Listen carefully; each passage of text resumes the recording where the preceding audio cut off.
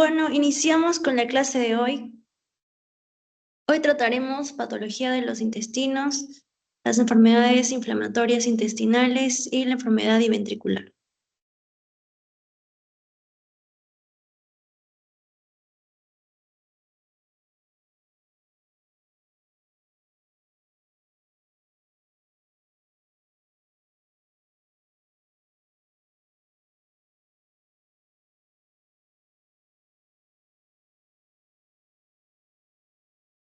Bueno, vamos a tener que estas patologías intestinales van a afectar tanto el intestino delgado como el colon. Va a incluir un amplio espectro de trastornos infecciosos, inflamatorios, también neoplásicos, y también está asociado a condiciones que van a alterar el transporte de nutrientes y agua. Tenemos que estas patologías intestinales pueden presentarse, como ya les mencioné, como enfermedades inflamatorias, como en la enfermedad de Crohn, en las enfermedades infecciosas, como una gastroenteritis, en trastornos de mala absorción, como la enfermedad celíaca, también el síndrome del intestino corto, en las neoplasias, especialmente el cáncer colorectal. Tenemos también a los trastornos funcionales, como el síndrome del intestino irritable y también las enfermedades vasculares, como la isquemia mesentérica. El paciente típico, en la enfermedad inflamatoria intestinal generalmente suelen ser estos personas jóvenes de 15 a 35 años. En las enfermedades infecciosas vamos a tener que, va a ser frecuente en niños, en personas inmunodeprimidas, también en aquellas zonas con malas condiciones sanitarias.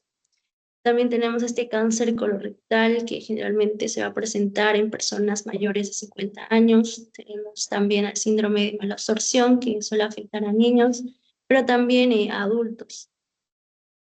En la epidemiología tenemos que este cáncer colorectal es la tercera causa más común del cáncer en el mundo, mientras que las enfermedades inflamatorias intestinales van a tener mayor prevalencia en países desarrollados.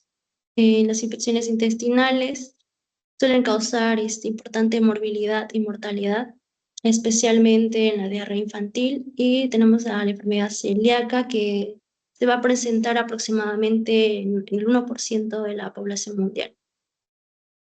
En la patogenia vamos a tener esos trastornos inflamatorios, como la enfermedad de Crohn que ya les mencioné, que va a tener una base inmunológica, va a afectar el sistema inmunológico y bueno, este sistema va a atacar al sistema digestivo. Y bueno, las infecciones va a haber diferentes agentes infecciosos que van a invadir la mucosa intestinal y bueno, van a producir toxinas. En la mala absorción vamos a tener a esta enfermedad celíaca que va a dañar estas vellosidades intestinales. Y bueno, en los factores de riesgo tenemos a cáncer colorectal, las enfermedades inflamatorias intestinales, entre ellas tenemos a los factores genéticos, los antecedentes familiares, también el tabaco, el consumo de alimentos, también agua contaminada, viajes a áreas endémicas, también la predisposición genética, como en el caso de la enfermedad celíaca.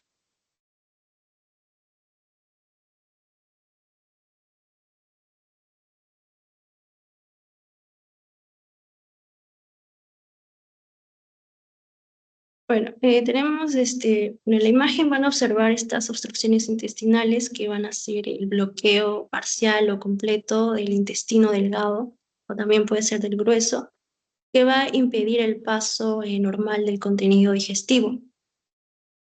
Generalmente el intestino delgado es el más afectado debido a su diámetro que es más estrecho. Y bueno, en las principales causas de obstrucción mecánica vamos a tener a las hernias, a las adherencias, a las invaginaciones intestinales y al vólvulo, que van a representar cerca del 80%.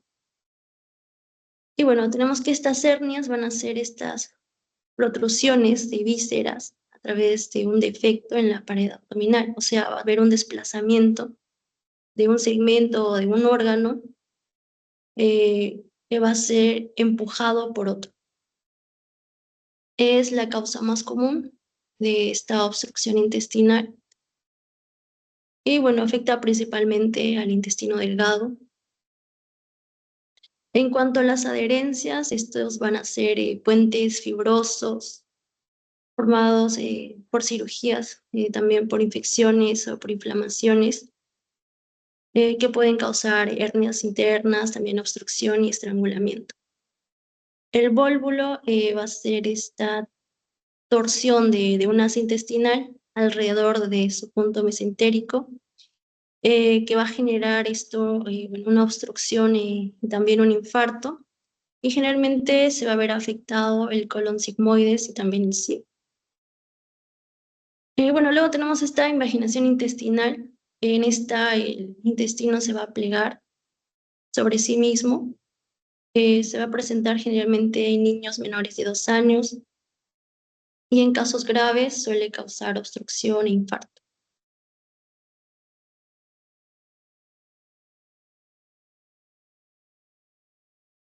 Bueno, por otro lado tenemos a las enfermedades isquémicas intestinales, que van a ocurrir cuando se reduce o se va a bloquear el flujo sanguíneo hacia el intestino, afectando su capacidad de funcionar correctamente.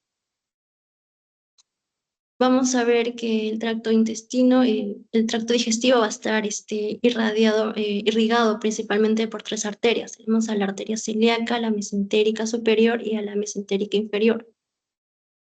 Y bueno, las interconexiones entre estas arterias van a permitir que el intestino tolere una pérdida gradual de flujo sanguíneo, pero ya en una obstrucción aguda puede provocar un infarto intestinal. Y bueno, entre los tipos de infarto vamos a tener el infarto mucoso, que va a afectar la mucosa, va a causar una hipoperfusión. Tenemos el infarto parietal, va a comprometer la mucosa y la submucosa, y el infarto transparietal, que va a afectar a todas las capas de la pared intestinal. Y esto se debe generalmente a una obstrucción de la arterial aguda. En la etiología vamos a tener que se puede generar por trombosis, que generalmente va a estar relacionada a aterosclerosis, a vasculitis, y también tenemos a la embolia, que proviene comúnmente de ateromas aórticos o también trombos cardíacos. Otra causa es la hipoperfusión, esto debido a la insuficiencia cardíaca, también a un shock o deshidratación. En la patogenia vamos a tener que se va a producir en 2 fases. Va a haber una lesión hipóxica al inicio de la obstrucción y luego va a haber una lesión por perfusión. Esta última va a causar mayor daño. Cuando se restablezca el flujo sanguíneo, va a involucrar a los radicales libres, a los productos bacterianos y también a mediadores inflamatorios. En cuanto a factores anatómicos, vamos a tener que las zonas más propensas a la isquemia va a ser el ángulo esplénico, el colon sigmoides, el recto. Y bueno, tenemos que la enfermedad es más común en personas mayores de 70 años. Los síntomas clásicos van a ser este dolor abdominal súbito en el flanco izquierdo, deseo de defecar, diarrea.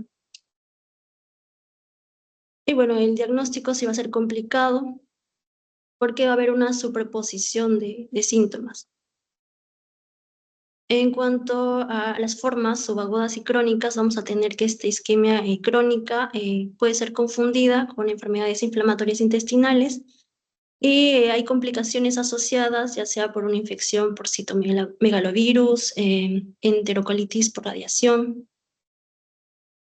Y bueno, en la imagen superior vamos a poder observar el yeyuno, vamos a observar zonas negras que van a hacer esa referencia a esta isquemia aguda.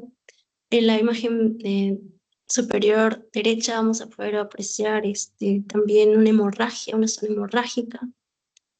En la imagen inferior izquierda vamos a observar este epitelio velloso que va a ser atenuado, va a haber y bueno, vamos a observar que va a haber un adelgazamiento.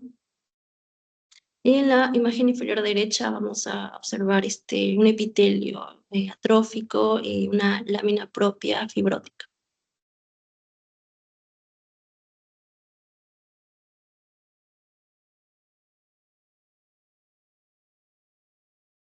Bueno, tenemos también a la angiodisplasia. Esta va a ser una enfermedad de los vasos sanguíneos, de la submucosa y de la mucosa. Se va a caracterizar por la dilatación y bueno, paredes delgadas.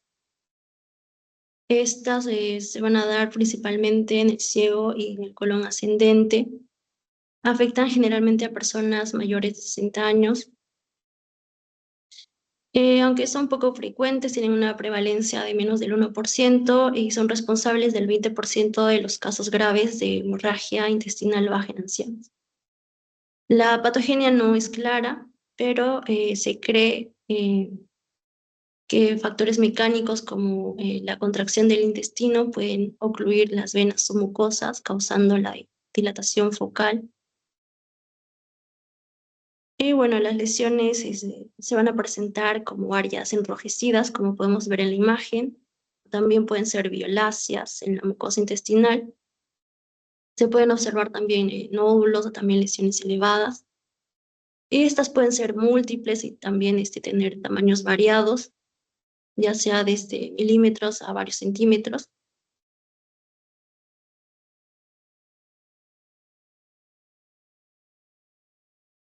Mala absorción. Este va a ser un trastorno caracterizado por la incapacidad del intestino para poder absorber adecuadamente los nutrientes, lo que puede dar lugar a deficiencias en grasas, vitaminas, proteínas, carbohidratos, electrolitos y también agua. Un síntoma muy distintivo es la esteatorrea, que va a ser estas heces voluminosas, espumosas y también grasientas. Entre las principales causas vamos a tener la insuficiencia pancreática, la enfermedad celíaca, la enfermedad de Crohn, a la enfermedad del injerto contra el huésped. Y bueno, entre las fases de la absorción de estos nutrientes vamos a tener la digestión intraluminal. En esta los nutrientes, ya sean proteínas, carbohidratos o grasas, se van a descomponer en formas que se puedan absorber. En la digestión terminal vamos a tener la acción de enzimas en borde, en cepillo de las células del intestino delgado. En el transporte transepitelial vamos a tener que estos nutrientes, líquidos y electrolitos van a ser transportados a través de la pared intestinal y van a ingresar al sistema circulatorio. Y bueno, tenemos por último el transporte linfático de lípidos. Estos lípidos se van a transportar a través del sistema linfático y estas, bueno, pueden causar deficiencias en grasas esenciales. Tenemos que los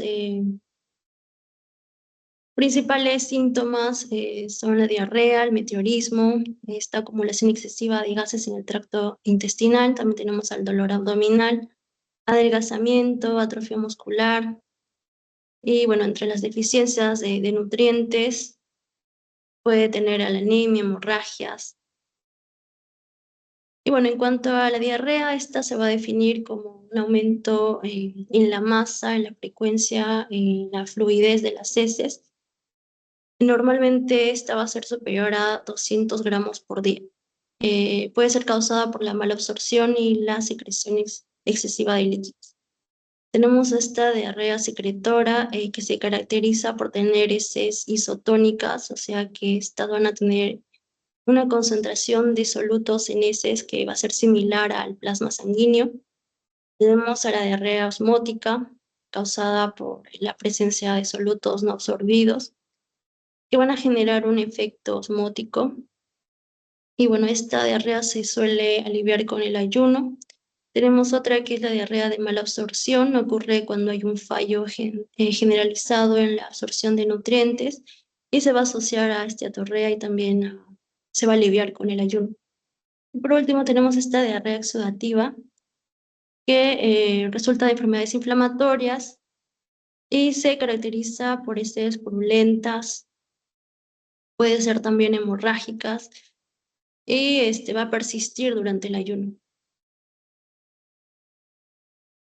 Bueno, tenemos a la fibrosis quística. Esta va a ser una enfermedad genética que principalmente va a afectar a los pulmones, pero también puede tener implicancias en el sistema digestivo, especialmente en la mala absorción de nutrientes. Bueno, vamos a tener que el transporte de iones de cloro es fundamental para el movimiento del agua a través de las membranas celulares. En condiciones normales, la salida del cloro va a traer agua hacia el lumen y va a mantener así las secreciones que se encuentren bien hidratadas. Mientras que ya en la fibrosis quística va a haber una disfunción eh, del gen que va a codificar el regulador epitelial de la conductancia transmembrana, como pueden ver en la imagen. Y esta va a generar que el agua no se mueva adecuadamente hacia el lumen, lo que va a resultar en secreciones espesas y viscosas.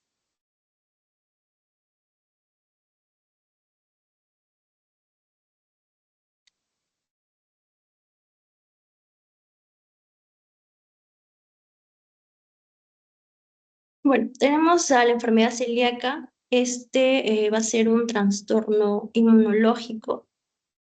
Va a ser desencadenado por la digestión de gluten en individuos genéticamente predispuestos. Afecta principalmente del 0.6% al 1% de la población mundial. Y bueno, tenemos que los componentes del gluten, eh, como la gliadina, va a ser resistente a la degradación y puede desencadenar una respuesta inmunitaria. Esta respuesta inmunitaria va a activar los linfocitos, va a haber una alteración en los antígenos leucocitarios humanos, y bueno, y la mayoría de pacientes va a tener factores genéticos que vendrían a ser los alelos HLA de DQ2 o HLA DQ8. Y bueno, en la imagen vamos a poder observar em, que va a haber una atrofia en las vellosidades, va a haber un aumento del número de linfocitos intraepiteliales y la proliferación epitelial con alargamiento de las criptas. Y en la imagen derecha se puede observar un modelo para la patogenia de la enfermedad celíaca. Se va a observar los mecanismos inmunitarios, también los adaptativos y la sensibilización al linfocito B. Bueno, en las características histológicas vamos a tener que se van a observar linfocitos intraepiteliales, una hiperplasia en las criptas, una atrofia de la atrofia de las vellosidades. Tenemos también la presencia de linfocitos intraepiteliales. Generalmente esta enfermedad va a ser asintomática, pero puede presentar síntomas como diarrea crónica, distensión abdominal, fatiga. Y en los niños, los síntomas clásicos van a ser la irritabilidad, también la distensión abdominal, anorexia, diarrea crónica.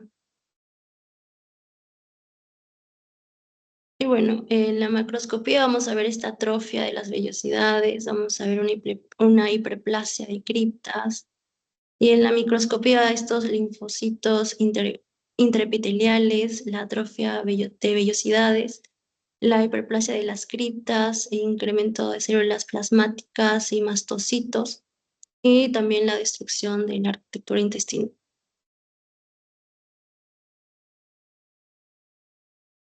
Enterocolitis infecciosa. Es un trastorno que va a afectar al intestino delgado y grueso. Va a estar caracterizado con diarrea, dolor abdominal, tenesmo rectal, que va a ser esta sensación de no poder vaciar completamente el intestino, un malestar perianal, incontinencia, hemorragia.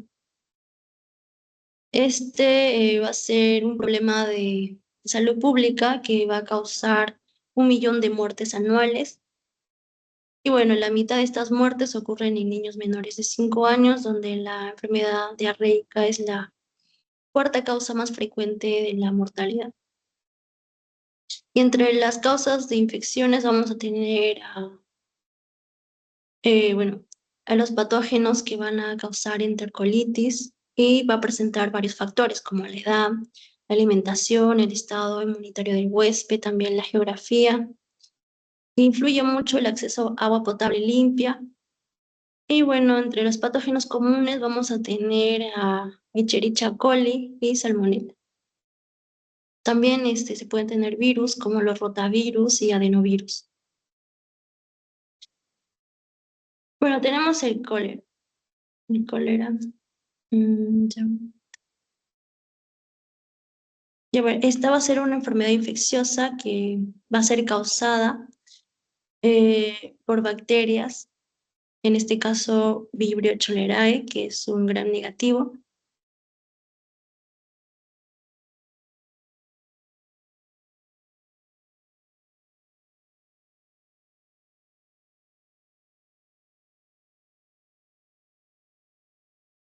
Bueno, aquí tenemos el cuadro, un cuadro comparativo.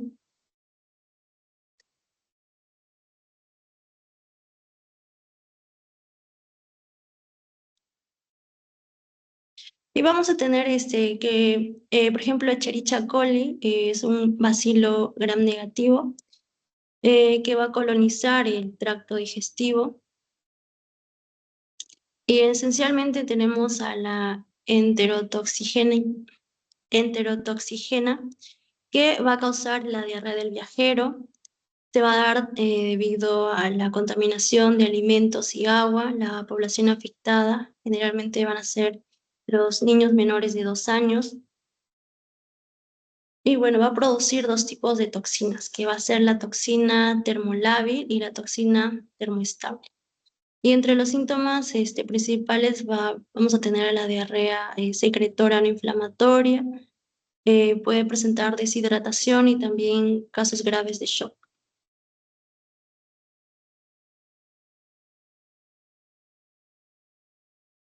En cuanto a la... Y bueno, ahí tenemos diferentes infecciones por Campylobacter, por ejemplo, tenemos la infección por Yersinia, Escherichia coli.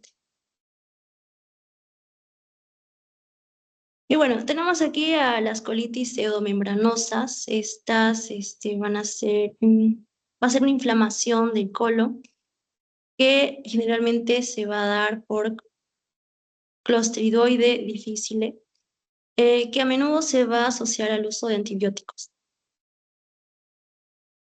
Y bueno, tenemos que el uso de antibióticos van a alterar la microbiota intestinal, lo que va a permitir la hiperproliferación. Y bueno, esta va a generar toxinas como la toxina A y la toxina B.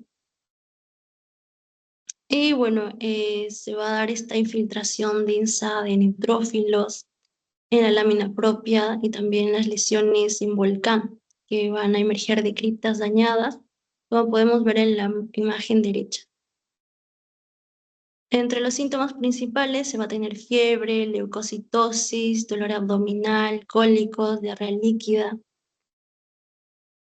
Y bueno, en las complicaciones se puede presentar megacolon tóxico, una colitis recurrente. Y bueno, en las características macroscópicas vamos a ver el enrojecimiento, la inflamación difusa del colon, lesiones adherentes de color amarillo o también blanquecinos, como podemos ver en la imagen izquierda. Y como ya les mencioné, estas lesiones en forma de volcán. Y bueno, en la microscopía vamos a observar estas inflamaciones, infiltrado denso neutrofílico en la lámina propia. Y bueno, tenemos al síndrome del intestino irritable. Este es un trastorno que va a estar caracterizado por el dolor abdominal crónico, una distensión abdominal y también alteraciones en los hábitos intestinales. Se va a clasificar según el predominio de diarrea, estreñimiento o un patrón mixto, utilizando los criterios de Roma para el diagnóstico. Bueno, no sé, no está completamente definida, pero va a involucrar una interacción entre el estrés psicológico, la dieta y alteraciones del microbioma intestinal, también la hipersensibilidad gastrointestinal y los cambios en la motilidad intestinal. Además, ha implicado una señalización anormal del eje cerebro-intestino. Y bueno, va a afectar generalmente a mujeres entre 20 a 40 años con una prevalencia de 5 al 10% en países de altos ingresos.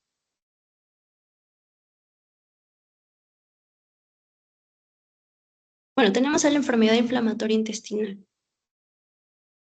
Va a incluir dos trastornos, la colitis ulcerosa y la enfermedad de Crohn. Y bueno, esta enfermedad inflamatoria intestinal va a ser más frecuente en adolescentes y adultos jóvenes. Va a afectar generalmente a las razas blancas y es muy común en América del Norte y en Europa. En cuanto a la enfermedad de Crohn, es una patología inflamatoria crónica que afecta principalmente al tracto digestivo. Se va a localizar comúnmente en la porción terminal del ilio, la válvula iliocecal y el ciego. Puede comprometer cualquier segmento del tubo digestivo. Esta es una característica muy importante que la diferencia de la colitis ulcerosa. Las lesiones van a ser segmentarias, con áreas de inflamación, también un tejido sano intercalado, lo que va a otorgar un patrón salteado, como podemos ver en la imagen. Entre las manifestaciones iniciales vamos a tener úlceras que van a progresar a úlceras alargadas, profundas. Y bueno, la inflamación puede abarcar las capas de la pared intestinal, va a ocasionar un engrosamiento, fibrosis, estenosis. Y bueno, en la microscopía se puede observar abscesos crípticos, una distorsión glandular, metaplasia epitelial, granulomas, necrosantes. Y en la clínica vamos a observar diarrea, fiebre, dolor abdominal. Va a haber exacerbaciones y también remisiones periódicas. Puede confundirse con apendicitis aguda.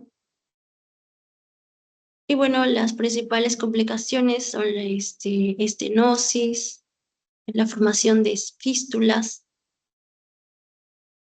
y las manifestaciones extraintestinales pueden incluir artritis, uveitis, también eritema nodoso. Y bueno, en las imágenes podemos apreciar las úlceras mucosas lineales que van a dar un aspecto de un empedrado en la mucosa, el engrosamiento de la pared intestinal. En la microscopía está inflamación crónica, una distorsión de las glándulas, una metaplasia, las glándulas gástricas en el intestino, la aparición de células de Panet, los granulomas.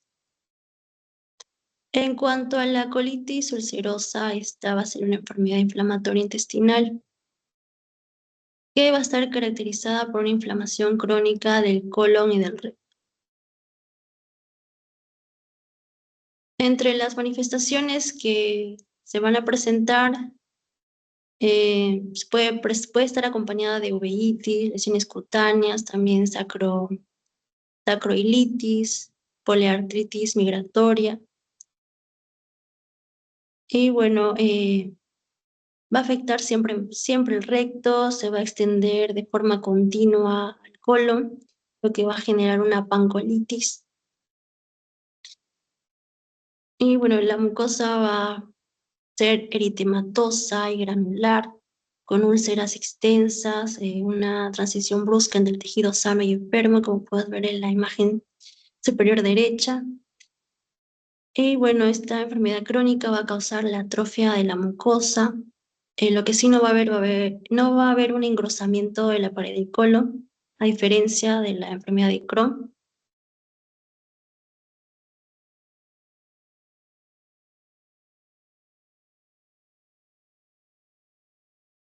Y bueno, aquí tenemos a las enfermedades diventriculares sigmoideas.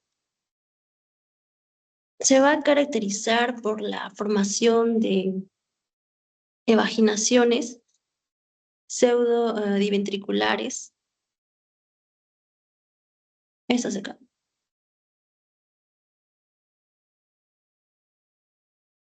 em, que van a darse en esta mucosa y en la submucosa del colon, especialmente en el colon sigmoides. Estas vaginaciones van a ser diferentes a ventrículos verdaderos. Es infrecuente en personas menores de 30 años, pero afecta generalmente al 50% de la población occidental mayor a 60 años. Es menos común en Japón y países en desarrollo. Y bueno, en África y en Asia estos diventrículos suelen aparecer en el colon ascendente. Esta enfermedad va a ser el resultado de una estructura única de la eh, capa muscular propia del colon y del aumento de la presión intraluminal. Estas evaginaciones pueden tener un tamaño de 0,5 a 1 centímetro que se van a localizar en las tenias del colon. Van a tener paredes delgadas formadas por mucosas aplanadas. Y bueno, en